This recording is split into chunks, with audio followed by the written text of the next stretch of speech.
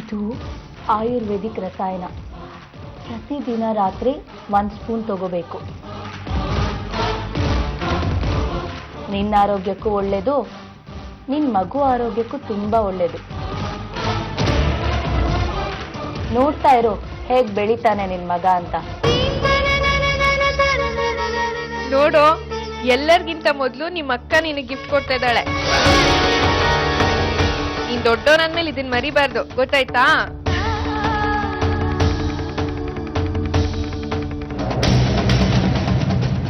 ಮುದ್ದು ಮರಿ, ಈ ಗಿಫ್ಟ್ ನ ನಿನ್ ಕೈಯಲ್ಲಿ ಕೊಡಕ್ಕಾಗ್ಲಿಲ್ಲ, ನಿಮ್ಮ ಅಮ್ಮನ ಕೈಯಲ್ಲಿ ಕೊಟ್ಟಿದ್ದೀನಿ.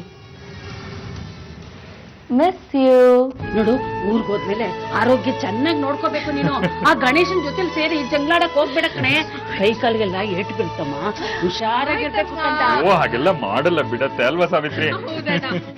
ಬೇಕಾದ್ರೆ ಜೊತೆಲಿ ನಾವು ಬರ್ತೀವಿ ಕಣೆ. ಅಯ್ಯೋ ಬೇಡಮ್ಮ, ನಂಗೆ ಯಾರು ಜೊತೆಲಿ ಬೇಡ, ನಾನು ಒಬ್ಳೆ ಹೋಗಿ ಬರ್ತೀನಿ. ಹೌದಾ?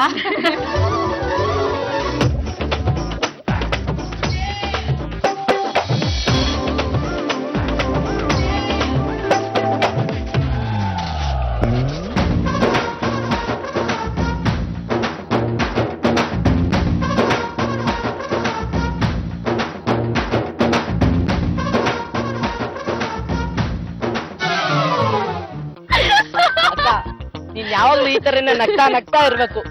ನೀನ್ ನಂಗೆ ಎಷ್ಟು ಇಷ್ಟ ಕಣೆ, ಆದ್ರೆ ನೀನ್ ಇಲ್ಲಿರೋದೇ ಇಲ್ಲ. ಹೋಗೆ.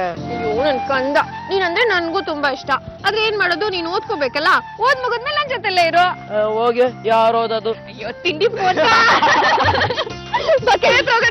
ಬಾ. ಆಯುರ್ವೇದಿಕ್ ರಸಾಯನ ಕೊಟ್ಟೆ ಅಲ್ವಾ ಅವಳಿಗೆ?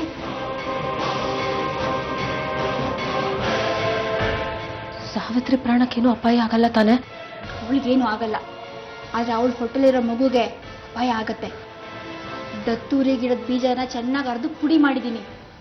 ಆ ಚೂರ್ಣನ 1 ಸ್ಪೂನ್ ಹಾಗೆ 1 ವಾರ ತಗೊಂಡ್ರೆ ಸಾಕು. ಅವಳು ಈ ಜನ್ಮದಲ್ಲ, 7 ಜನ್ಮಕ್ಕೂ ತಾಯಿ ಆಗಲ್ಲ.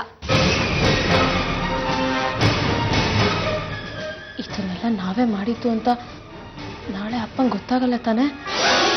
ನಾವು ರಸಾಯನದಲ್ಲಿ ದತ್ತೂರಿ ಬೀಜದ ಪುಡಿ ಮಿಕ್ಸ್ ಮಾಡಿದೀವಿ ಅಂತ ನಿಮ್ಮ ಅಪ್ಪಂಗೆ, ನಿಮ್ಮ ಚಿಕ್ಕಪ್ಪಂಗೆ, ನಿಮ್ಮ ಅಜ್ಜಿಗೆ ಹೇಳ್ತೀವೇನೆ?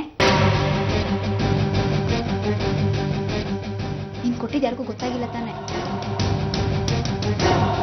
ಆ ಸಾವಿತ್ರಿ ಸೀತಾಪುರದಿಂದ ವಾಪಸ್ ಬರುವಾಗ ಬರೀ ಹೋಟೆಲ್ ಬರ್ತಾಳೆ. ಎಲ್ಲ ನಾವ್ ಅನ್ಕೊಂಡ ಹಾಗೆ ಆಗತ್ತೆ. ನಮ್ಗಂತೂ ಮಕ್ಕಳಾಗೋ ಭಾಗ್ಯ ಇಲ್ಲ. ಸಾವಿತ್ರಿ ಮಗು ನಮ್ಮ ಮಗು ಇದ್ದ ಹಾಗೆ ಅಲ್ವಾ? ನಾನಂತೂ ಅವಳಿಗೆ ಮಗು ಆಗೋದ್ರ ಬಗ್ಗೆ ತುಂಬಾ ಎಕ್ಸೈಟ್ ಆಗಿದ್ದೀನಿ. ಸಾವಿತ್ರಿ ಯಾವಾಗ ಬರ್ತಾಳೆ?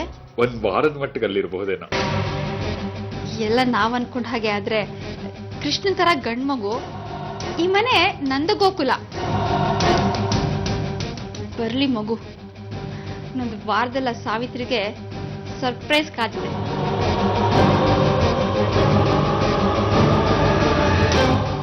ಬಿಸ್ಲ ಸುಸ್ತಾಗೋಯ್ತು ಕಣ. ಹೌದು. ಏ ಬಾರ, ಕೆರೆ ನೀರ್ ಕುಡಿಯೋಣ. ಎಷ್ಟ್ ದಿನ ಆಯ್ತು ಕೆರೆ ನೀರ್ ಕುಡ್ದು.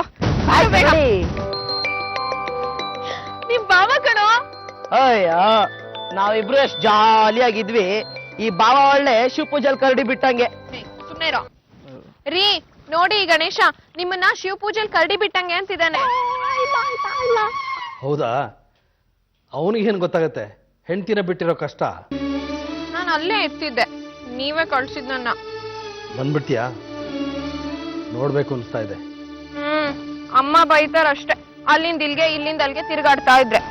ಅತ್ತೆ ಸನ್ಯಾಸಿ ತರ, ನಾನಲ್ಲ. ಕಾಲೇಜ್ ಹುಡ್ಗನ್ ತರ ಮಾತಾಡ್ತಿದ್ದೀರಾ. ನೀನಿದ್ದಾಗ ಗೊತ್ತಾಗಲ್ಲ, ನೀನ್ ಇಲ್ದೇ ಇದ್ದಾಗ I miss you so much. ನೀವ್ ನನ್ನನ್ನು ಇಷ್ಟು ಪ್ರೀತಿಸಿದ್ರೆ ಈಗ್ಲೇ ಹೊರಟು ಬಂದ್ಬಿಡೋಣ ಅನ್ಸುತ್ತೆ. ಅಲ್ಲಿ ವಾತಾವರಣ ಚೆನ್ನಾಗಿರುತ್ತೆ, ಆರೋಗ್ಯನೂ ಚೆನ್ನಾಗಾಗುತ್ತೆ. ಅಪ್ಪ ಅಮ್ಮನ ಜೊತೆ ಹಾಯಾಗಿರು. ನನಗೆ ನೋಡ್ಬೇಕು ಅನ್ಸಿದ್ರೆ ನಾನೇ ಬರ್ತೀನಿ.